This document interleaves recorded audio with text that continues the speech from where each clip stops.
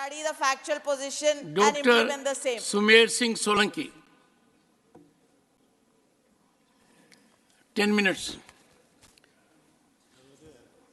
धन्यवाद माननीय सभापति महोदय, नर्मदे हर।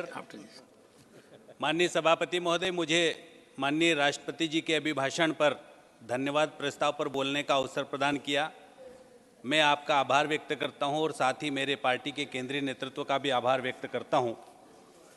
माननीय सभापति महोदय, मैं भारत की माननीय राष्ट्रपति महोदया श्रीमती द्रौपदी मुर्मू के संसद के दोनों सदन राज्यसभा और लोकसभा के समक्ष भव्य, दिव्य, ऐतिहासिक एवं नए संसद भवन में, जहां सभ्यता और संस्कृति की चेतना है, उसी भवन में दिनांक 31 जनवरी 2024 को अभिभाषण दिया है। मैं माननीय राष्ट्रपति जी के प्रति अपनी हार्दिक कृतज्ञता ज्ञापित करता हूं। माननीय सभापति महोदय, आज से 10 वर्ष पहले के भारत और आज के भारत में फर्क या अंतर साफ नजर आता है। आज का भारत माननीय प्रधानमंत्री श्री नरेंद्र मोदी जी के कुशल नेतृत्व में शक्तिशाली भारत, नेतृत्व करने वाला भारत, सहयोग करने वाला भारत और विश्व को परिवार मानने वाला भारत, गरीब, युवा, महिला और किसानों को आत्मनिर्भर बनाने वाला भारत बनकर उभरा है। दुनिया को रास्ता दिखाने वाला भारत और विश्वास देने वाला भारत है। आज हमारे भारत के अंदर देश के प्रधानमंत्री माननीय नरेंद्र मोदी जी के नेतृत्व में चहुं ओर विकास की गंगा बह रही है। मैं माननीय प्रधानमंत्री जी को भी धन्यवाद देना चाहता हूं। माननीय सभापति महोदय, देश के अंदर हमारी सरकार ने माननीय मोदी जी के नेतृत्व में गरीब, अनुसूचित जाति, अनुसूचित जनजाति, पिछड़ा वर्ग, युवा, किसान, महिला के जीवन को बेहतर बनाकर जिंदगी बदलने का कार्य किया है। पूर्ववर्ती सरकारों ने इस देश में 60 साल तक इस वर्ग की कभी चिंता नहीं की। इनका सिर्फ वोट बैंक के रूप में शोषण किया है। माननीय सभापति महोदय, हमारे देश के प्रधानमंत्री जी ने कश्मीर से कन्याकुमारी तक, द्वारका से अरुणाचल प्रदेश तक, लक्षद्वीप हो या अंडमान निकोबार द्वीप समूह, संपूर्ण भारतवर्ष के हमारे अनुसूचित जाति और अनुसूचित जनजाति तथा गरीब परिवारों की जिंदगी बदलने का और जिंदगी संवारने का काम किया है। माननीय सभापति महोदय, मोदी सरकार का ऐतिहासिक निर्णय ये भी रहा है कि उन्होंने गरीबों की जिंदगी बदलने के लिए और गरीब भाइयों और बहनों के कल्याण करने के लिए और अंतिम व्यक्ति तक योजनाओं को पहुंचाने के लिए निरंतर प्रयास किया है। और आज हमारे देश के करोड़ों भाइयों और बहनों की जिंदगी हमेशा के लिए खुशनुमा हो गई है। माननीय सभापति महोदय, इस देश के अंदर दूरस्थ और आदिवासी इलाकों में कभी कच्चे झोपड़े हुआ करते थे, कच्चे मकान हुआ करते थे। बारिश के दिनों में और हवा, आंधी और तूफान में वो उड़ जाया करते थे। लेकिन कांग्रेस की पूर्ववर्ती सरकारों ने कभी भी पक्का मकान देने का सपना उनका पूरा नहीं किया। जब जरूरत पड़ती थी तो वो झोपड़ी के सामने कांग्रेस के कुछ बड़े नेता जाकर फोटो खिंचवाते थे और उस फोटो को अखबारों में छपवाते थे। गरीब और गरीबी होने का ढोंग करते थे, लेकिन गरीबी दूर करने का कभी प्रयास नहीं किया।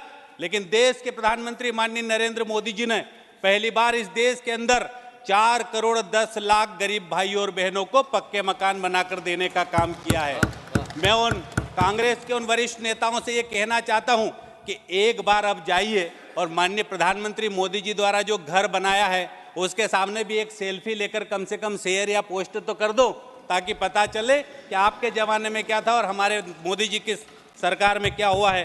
13 करोड़ गैस कनेक्शन गरीब भाइयों और बहनों को दिया गया। 11 करोड़ परिवारजनों को जल जीवन मिशन से नल देने का काम किया। 10 जनजाति संग्रहालयों का निर्माण किया। 4.25 लाख प्रधानमंत्री ग्रामीण सड़क योजना का निर्माण किया गया। 53 करोड़ आयुष्मान भारत योजना के कार्ड का निर्माण किया गया। राष्ट्रीय जनजाति गौरव दिवस घोषित कर आदिवासी भाइयों और बहनों को गौरवान्वित करने का काम किया।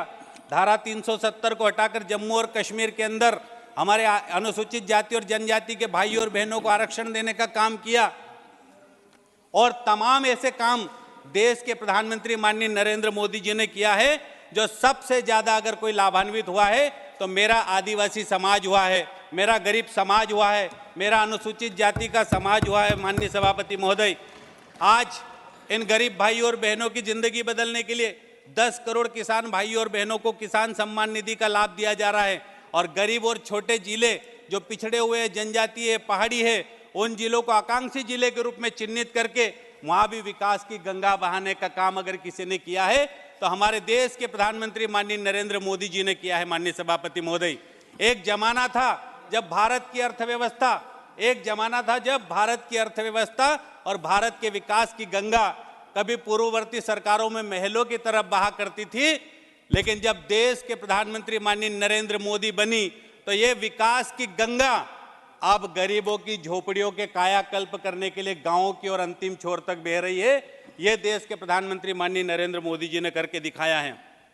प्रधानमंत्री जनमन योजना, प्रधानमंत्री आदि आदर्श ग्राम योजना, वंदन योजना, एकलव्य के 740 एकलव्य विद्यालय, 14,000 से अधिक पीएम श्री स्कूल, वनाधिकार कानून, सिकल सेल जैसी गंभीर बीमारियों को, इन सभी बीमारियों के साथ साथ शिक्षा नीति में भी परिवर्तन करके हमारे गरीब भाई और बहनों को जहां अंग्रेजी में एमबीबीएस या मेडिकल की या अन्य पढ़ाई नहीं कर पाते थे, उनको स्थानीय भाषा और हिंदी भाषा में अनुवाद करके उनको हिंदी में मेडिकल की पढ़ाई की सुविधा उपलब्ध अगर इस देश के अंदर पहली बार हुई है तो देश के प्रधानमंत्री नरेंद्र मोदी जी के नेतृत्व में मेरे मध्य प्रदेश में पहली बार हुई है। माननीय सभापति महोदय, मैं आज माननीय सभापति महोदय ये भी कहना चाहता हूं कि मेरे अनुसूचित जाति के भाई और बहनों के लिए आज मध्य प्रदेश के अंदर संत रविदास के 100 करोड़ के मंदिर का भूमि पूजन भी देश के प्रधानमंत्री माननीय नरेंद्र मोदी जी ने किया है।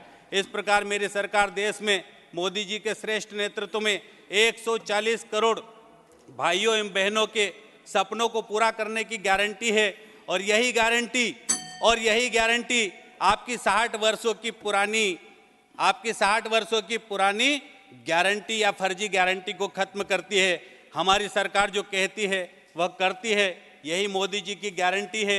माननीय सभापति महोदय, हमारी सरकार SC/ST के भाइयों के कल्याणार्थ अनेक महत्वपूर्ण विधेयक भी संसद में प्रस्तुत कर कानून का रूप देने के लिए सराहनीय कार्य किए हैं। और माननीय सभापति महोदय, ये भी मैं कहना चाहता हूँ, श्री राम जी सनातन काल से ही आदिवासी भाइयों के आस्था व विश्वास के केंद्र बिंदु रहे हैं। हर काज में राम नाम लिए बिना कोई काम नहीं होता है, ये आदिवासी समाज की परंपरा रही है। ये हमारी जनजातीय परंपरा का वाहक रहे। आज भव्य और दिव्य मंदिर बनकर तैयार हो गया है और रामलला जी की प्राण प्रतिष्ठा जब हुई तो देश के 12 करोड़ आदिवासी भाइयों और बहनों के बीच में खुशी की लहर दौड़ गई। माननीय सभापति महोदय जी, माननीय सभापति महोदय, में मेरा समय अभी बचा हुआ है, 10 मिनट दिए हैं मुझे। मैं एक लाइन कह के अपनी बात खत्म करूंगा। हमारे देश मोदी जी के नेतृत्व में तेज गति से हर क्षेत्र में आगे बढ़ रहा है, लेकिन कांग्रेस या विपक्ष के नेताओं ने कभी खुलकर तारीफ नहीं की और कभी धन्यवाद भी नहीं दिया। जिस भवन में ये बैठे हुए हैं उसी भवन का लोकार्पण जब किया गया तो कांग्रेसियों ने कभी मोदी जी को धन्यवाद नहीं दिया। 404 करोड़ के पक्के मकान बने, मोदी जी को कभी कांग्रेस या विपक्ष ने धन्यवाद नहीं दिया। 53 करोड़ आयुष्मान कार्ड बने, कांग्रेस ने कभी मोदी जी को धन्यवाद नहीं दिया। इस देश के अंदर समस्त प्रकार की योजनाओं को लागू करके जनजाति समाज का कल्याण करने का काम किया, लेकिन मोदी जी को कांग्रेस या विपक्ष ने कभी धन्यवाद नहीं दिया। माननीय सभापति महोदय, एक लाइन बोल के बात खत्म करूंगा। मैं माननीय मोदी जी के लिए विपक्ष को सुनाने के लिए बोल रहा हूं, माननीय मोदी जी के लिए विपक्ष को सुनाने के लिए बोल रहा हूं कि रेत पर नाम हम लिखते नहीं, रेत पर नाम लिखते नहीं, क्योंकि रेत पर नाम टिकते नहीं। पत्थर दिल है यारो हम तो, जो नाम सीने पर लिखते वो कभी मिटते नहीं। इस भारत का गौरव, इस भारत का इतिहास बदलने का काम मोदी जी के नेतृत्व में निरंतर जारी रहेगा। यही कहते हुए जय हिंद, जय भारत, नर्मदे हर। धन्यवाद। Those of the members who wish to lay their